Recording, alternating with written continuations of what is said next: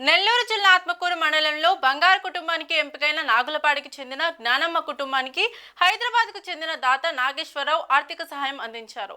RDO కార్యాలయంలో RDO Pavani సమక్షంలో జ్ఞానమ్మ కుటుంబం జీవనోపాధి కోసం మేకల కొనుగోలుకు ఆయన ₹1,00,000 ఆర్థిక సహాయం అందించారు.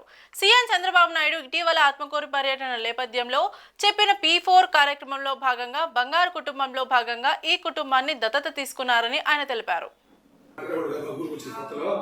ఊరి వదిలి వెళ్ళమని చెప్పారు అంతేనా? ఏదైనా మళ్ళీ డెసిషన్ మార్చుకున్నారు?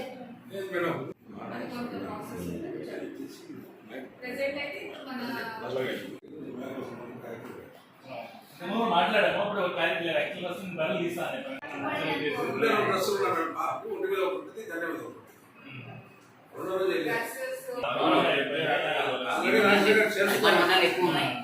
ఎక్కువ చేస్తున్నాము.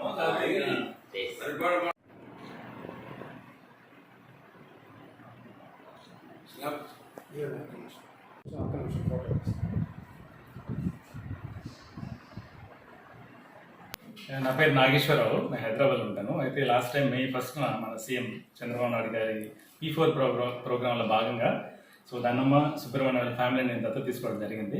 ఆ రోజు నుంచి మేము మల్టిపుల్ టైమ్స్ వీళ్ళతో డిస్కస్ చేస్తున్నాం ఎలాగ సపోర్ట్ చేసి. ప్రైమరీగా వాళ్ళకి 4 పిల్లలు ఉన్నారు. 4 పిల్లలను కూడా కంప్లీట్గా చదువుకునే రెస్పాన్సిబిలిటీ మేము తీసుకుంటున్నాము. అది కాకుండా వీళ్ళకి జీవనోపాధి కూడా ఎలా కలిగించాలి మల్టిపుల్ టైం డిస్కస్ చేసిన తర్వాత ఫైనల్గా వాళ్ళు మాకు మేకలు ఇస్తే మేకలు కాసుకుంటూ చేస్తామని చెప్పారు. దానిలో భాగంగానే ఈరోజు ఐడెంటిఫై చేసాము. 10 మేకల వరకు ఐడెంటిఫై చేసి ఇది స్టార్ట్ చేసి మిగతాది కూడా ఇంకేమైనా కావాలంటే కూడా ఫ్యూచర్లో ఇల్లు కట్టుకోవడానికి కూడా గవర్నమెంట్ శాంక్షన్ అయింది. ఆ ఇల్లు కట్టిన తర్వాత కూడా ఇంక మేము మా తరపున ఏమంటే మేము మోర్ ఆఫ్ లెస్ మేము మా ఫ్యామిలీ తరపులాగా ట్రీట్ చేసి ముందు కూడా వీళ్ళని టేక్ కేర్ చేస్తాం. Thank you. గౌరవ ముఖ్యమంత్రి వర్యులు May 1వ తేదీన ఆత్మకూరు నియోజకవర్గాన్ని సందర్శించడం జరిగింది.